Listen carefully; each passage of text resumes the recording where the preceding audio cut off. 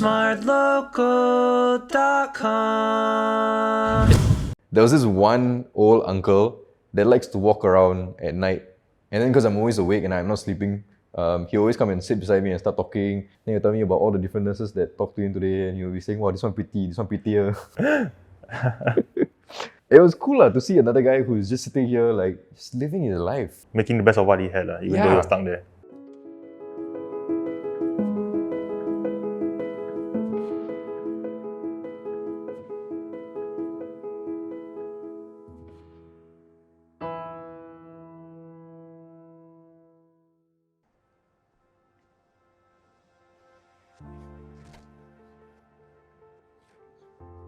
Welcome to the confession room.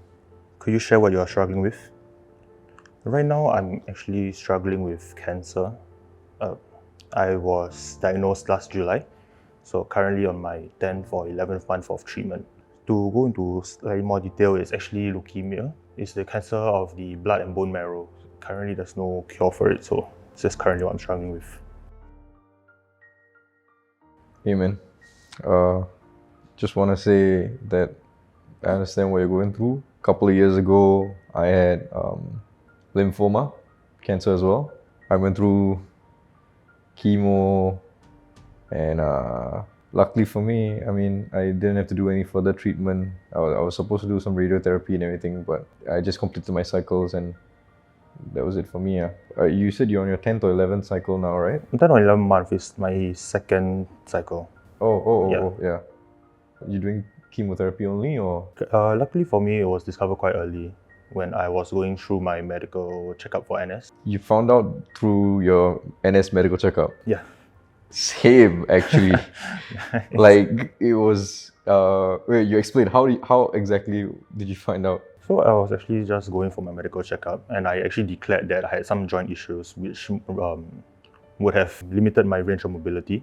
So they sent me for a lot of blood tests. After a few, like 6 months, I think, of blood tests back to back, they finally said that, oh, you know what, maybe there's something wrong. We're going to try a different one. And there's a chance that it might be cancer. And the result came out, they were like, sorry, there's no other better way to tell you, but yeah, you got leukemia. So I was like, you know.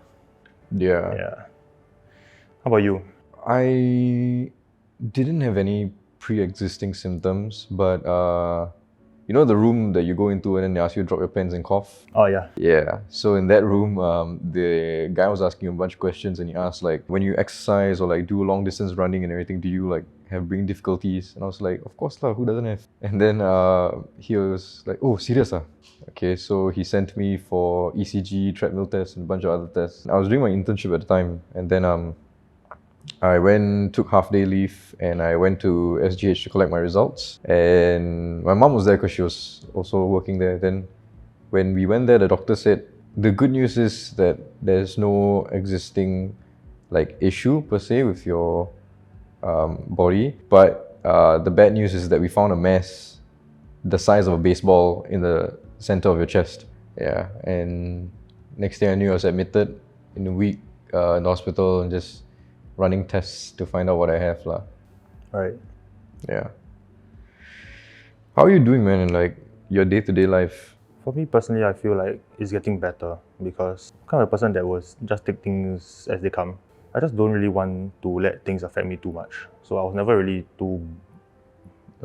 I guess it never really truly hit me that I get cancer. I mean, of course there are still struggles. It gets better as, you know, once you go through more treatments, more chemo cycles. It's like everything in your life just took a pause. Like whatever plans you had, you know, you were thinking you're going to go to NS, maybe do uni or start working or whatever, and like you had all these different things, like, because at that age you wouldn't be really thinking about, you know, your career position or whatever, that kind of thing. But when you get the diagnosis and then you're sitting there and you're like, okay, I just put everything on hold and this is just my life for the next year or so. Yeah, we're similar in that sense where it's like, I'm sure everybody will relate also lah. Anyone that has gone through it will realize that the whole life that they know will come to a stop. You can't go out much, you know. You become immunocompromised, so you can't go out, you can't meet friends, can't eat what you want. For me, it took some time to get back to normality, as you call it. But it does get better, I guess. Still kind of struggling with it once in a while. still feels all too real at times. That still living with cancer and still trying to go through it, trying to beat it. I just want to say that it gets better lah. After a while, when things start settling in, start hanging out with your friends more and everything, and your family and whatnot. There are days I forgot that I even had cancer. When your hair grows back. Halfway. Yeah, like there are days that I friends remind me of it, and it will look like a dream lah at some point. But I think you're doing well already. Just gotta keep your head up and take each day as it comes lah. You've come a long way to be able to reach the stage where you only have a checkup once a year. Didn't think that there was someone else here in Singapore, at least, that thinks the same way I do. Has gone through somewhat of a similar situation. I never knew that I would meet somebody like get to know somebody like you that will, as you said, have the same mindset and have gone through it in this very similar way. Like even finding out that we had cancer from NS medical checkup. Yeah. As the saying goes, it's a very small world. Did you speak to anybody while you were at the cancer center, like other patients or anything? No, I never did. You were actually the first person I spoke to, outside of my family that has cancer. Yeah, I was actually asked to talk to people also, but at the time I felt like I wasn't ready for it. So I just didn't, and I just refused everything. They will ask you do you want to talk to a specialist or any help, or as somebody that has gone through it. I just always refused it. I would say no, I do not want. I would just want to be left alone. But did you ever talk to anybody like that? I talked to one or two only, mainly because whenever I look at them, I'm just thinking how much worse they have it for them at their age, with the things going on in their life. Maybe they have children and stuff, and I don't know if I can even relate to them in a sense, or whether they can relate to me. And I don't know, I didn't want to bother anybody there because everybody looks so it's a very sad environment actually. But there was this one old uncle that likes to walk around at night, and then because I'm always awake and I'm not sleeping, he always come and sit beside me and start talking. Then he'll tell me about all the different nurses that talked to him today, and he'll be saying, wow, this one pretty, this one prettier. It was cool to see another guy who's just sitting here just living his life. Making the best of what he had, even though he was stuck there. Yeah. Oh, so if you found out during an NS medical checkup, that means PESF? Yep. Then all your friends are in NS and they're talking about their NS stories, and then you're sitting out here damn. Everybody's saying that you are damn lucky. Yeah, PESF, wow, so shook. Exactly. But the trade-off is not exactly worth it. Yeah, they're like, wow, you damn lucky, PESF. But then they don't know. Yeah, then you feel it to them, but you sure the trade-off is worth it? And correct. So, what about you for your support system? Anything or anybody that really helped you push through any struggles that you have, specifically? For me, I think it was just mainly my family and friends and my girlfriend. I would basically act normal with them. I would make jokes and be my normal self, and all these people around me, after a certain point, they started treating me normally and talking to me normally, just having a good time.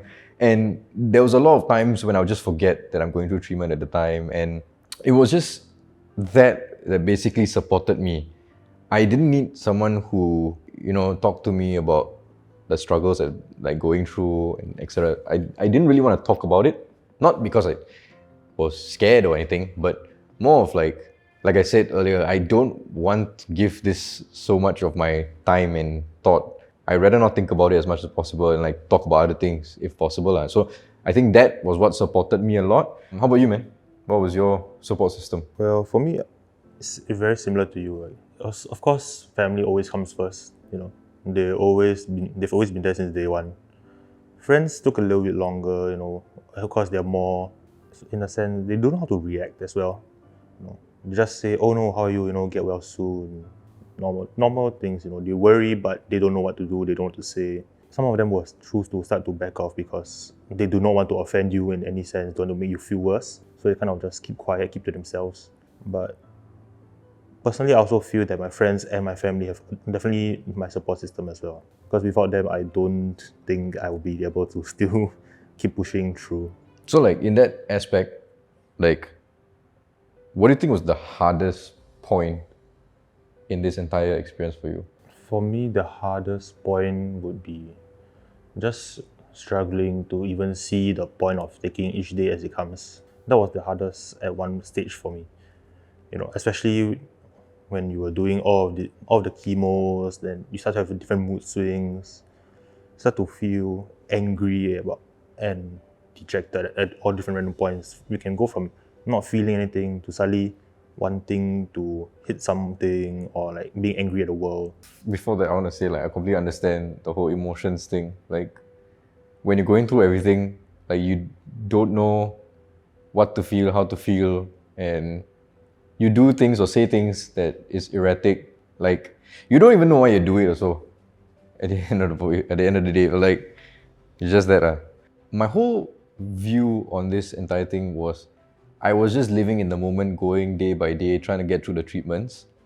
But there was always the nagging feeling behind me that what happens after this? Like there was just like a gap in my timeline of my life where this happened, where areas my friends were off doing something else or pursuing something else, and I'm here, like I'm stuck lah. And I was just like, there were times where I was thinking like, wow, I need to go and play catch up again. People started talking to me about like university and like what job you want to do after this and everything. And I was just there like, I don't even want to think about all this right now. I just want to get through tomorrow. Like I'm just waiting to go and eat a McSpicy again. Like you said earlier, it's your life changed completely. The way you live your life changed. And it's always a struggle to go and keep up with these changes lah. Have you thought about what you're going to do after this? Since past F, so don't you serve army, I've got 2 years of my life back in a sense.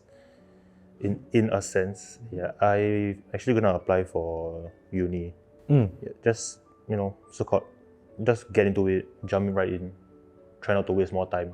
I've been, for lack of a better word, graciously given my time back. Yeah, that's a cool way of thinking of it. I mean, like in hindsight, I think I also should have went to go and pursue uni while I was going through treatment instead of wasting time. But I mean, it's different for everybody, and like it's also harder to do these things as well lah. Yeah, I mean, dude, I'm happy for you, man. Like, go get that degree. Now that you're sitting here, how would you have liked people, or I mean, your friends or family, to have treated you or reacted to you going through the whole thing lah?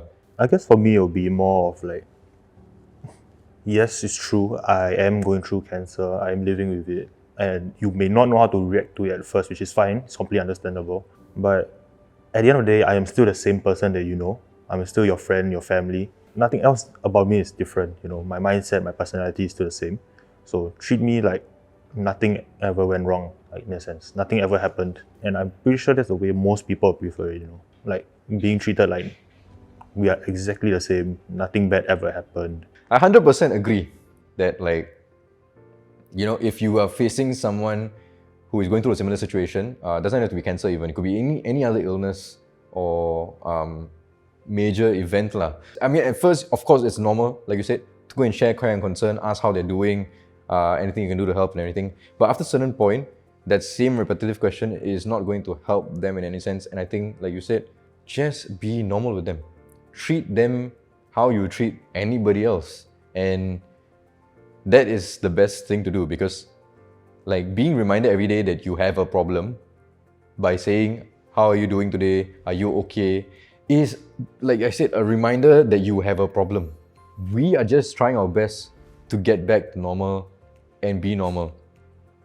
So the best way is to just be normal with us, because you're still going through the final phases of your treatment and everything. Just continue to keep your head up high and power through this, because it will get better, a lot better in the years to come. There's no way to say how, but It's like everybody says lah, time heals all wounds. But yeah, thanks for your words, man. I'm also really, I really appreciate this talk that we have, and also I'm also really proud of you for how far you've come, after so many years of treatments and everything. Because going through our own treatments, we also know it's not easy. So seeing how far we have come, really happy and proud for you. What's up, brother? Hey, what's up, man? You got hair? Huh? You got hair? A bit lah. A bit only. Same. You got more than me already.